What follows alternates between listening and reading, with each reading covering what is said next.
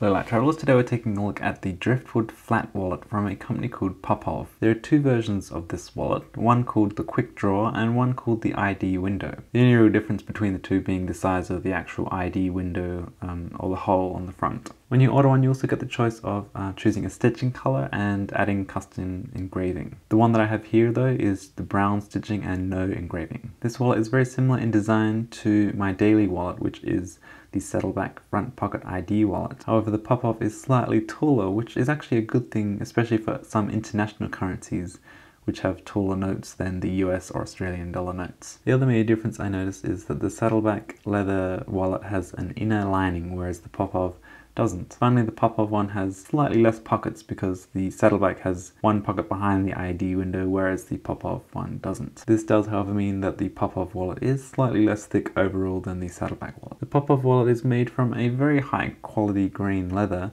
and looks and actually also smells great. I'm sure that it'll also last for a very long time. In my testing, I've found that it holds my cards and keeps everything nice and flat, as you would expect from a front pocket wallet. Overall, for a price of $44 US or 59 Australian dollars, it's a really nice wallet and I'd expect it to last for many years to come. If you're in the market for a nice quality front pocket wallet, I would definitely recommend checking out Popov's range. So that's it, thanks very much for watching. Be sure to let me know in the comments what kind of wallet that you use or would suggest for others to use while traveling. And be sure to subscribe to stay up to date with future videos.